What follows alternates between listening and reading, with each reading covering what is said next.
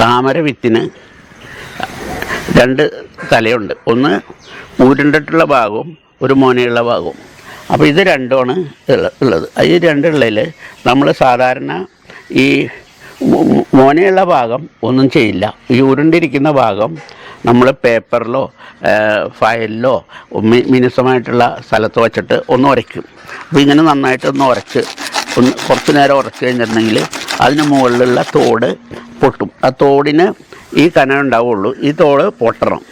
പൊട്ടിക്കഴിഞ്ഞിട്ട് ചെറുതായിട്ടൊന്ന് പൊട്ടിക്കഴിഞ്ഞിട്ടാണ് നമ്മളിതിനെ ഉരച്ചിട്ടാണ് വെള്ളത്തിലിടുന്നത്. അപ്പോൾ ഉരയ്ക്കുന്ന സമയത്ത് വളരെ ശ്രദ്ധിക്കേണ്ട കാര്യം, ഉരുണ്ടിരിക്കുന്ന ഭാഗം മാത്രം ഉരച്ച് ഇതിൻ്റെ തോട് ചെറുതായിട്ട് പൊട്ടിക്കഴിഞ്ഞാൽ നമ്മൾ ഇതേമാതിരി ഗ്ലാസ്സിൽ വെള്ളത്തിൽ ഇടും. 2-3 ദിവസം കഴിഞ്ഞ് കഴിഞ്ഞിട്ടുണ്ടെങ്കിൽ ഇതിനകത്ത് നിന്ന് അതിൻ്റെ മുള വരും. മുള മുകളിലോട്ട് കുറച്ച് പൊന്തി വന്നു കഴിഞ്ഞിട്ടുണ്ടെങ്കിൽ അതിൽ ഇല വരും. ഇതേമാതിരി ഇല വരും.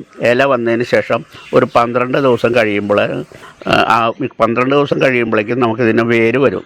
വേര് വന്നതിന് ശേഷം വേണം പുതിയ ഇതിലേക്ക് നടാൻ വേണ്ടിയിട്ട്. വേരില്ലാതെ കണ്ട് ഇത് കൊണ്ടുപോയി നട്ടിട്ട് യാതൊരു കാര്യമില്ല. അപ്പോൾ വേര് വന്നു കഴിഞ്ഞിട്ട് വേറൊരു പാത്രത്തിലോ ഒരു ചട്ടിയിലോ എന്തിലെങ്കിലും മണ്ണ്, ചാണകപ്പൊടി, വളം എല്ലാം കൂടെ ചേർത്തിട്ട് അതിനകത്ത് ഇതിനെ ഈ വേരുള്ള ഭാഗം മണ്ണിലാക്കിയിട്ട് വെച്ചിട്ട് വെള്ളത്തിലേക്ക് ഇറക്കി വയ്ക്കുക. വെള്ളം ഒഴിച്ചെടുക്കുക. ഈ ഇല പൊന്തി വന്നു കഴിഞ്ഞിട്ടുണ്ടെങ്കിൽ ആദ്യം ഇല പൊന്തി വരുന്ന സമയത്ത് ആ ഇലയുടെ ഹൈറ്റ് ലെവലിൽ നമ്മൾ വെള്ളം നിർത്തി കൊടുക്കുക. ആ കുറച്ച് ദിവസം കഴിയുമ്പോൾ അടുത്തല ഓരോന്ന് വന്ന് മുകളിൽ ഇല പടർന്ന് കിടക്കും. പിന്നീടുണ്ടാകുന്ന പുതിയ ഇല തണ്ടായിട്ട് മുകളിലോട്ട് നേരിട്ട് വരും. അതാണ് താമരയുടെ വളർച്ചയുടെ അവസാന ഘട്ടം. പിന്നെ അതിനുള്ളിൽ നിന്നാണ് പുതിയ തണ്ടുകൾ ഉണ്ടാകുമ്പോഴുള്ള പൂവുണ്ടാകുന്നത്. സമയം കിട്ടുമ്പോൾ വല്ല പൈപ്പ് എങ്ങാനും ഇട്ടിട്ട് ട്യൂബ് ഇട്ടിട്ട് അതിലത്തെ മുകളിൽ കാണുന്ന അഴുക്കോ വെള്ളങ്ങളൊക്കെ കളയുക.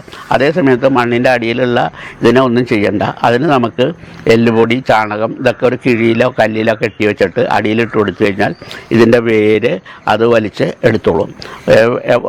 അപ്പോൾ പിന്നെ ഇടയ്ക്ക് വെള്ളം മാറ്റുക എന്ന് പറയുന്ന പരിപാടി ദിവസവും നടക്കുന്ന കാര്യമൊന്നുമല്ല. മുകളിലത്തെ വെള്ളത്തിനകത്ത് അഴുക്കുള്ള ഭാഗം മാത്രം കളയുക. ശുദ്ധജലത്തിൽ മാത്രം വളരുന്ന ചെടിയാണ് ഈ താമര. ഇതിൻ്റെ മുകളിലോട്ട് വരുന്ന ഇലയും മുകളിലോട്ട് വരും, പൂവും മുകളിലോട്ട് വരും. വടി മാതിരി ഉണ്ടായിട്ട് അതിൻ്റെ മുകളിലാണ് പൂവുണ്ടാവുന്നത്. ആ പൂവിൽ നിന്നാണ് ഈ കായ. പൂവ് ഉണങ്ങിക്കഴിഞ്ഞാലാണ് ഈ കായ ഉണ്ടാകുന്നത്.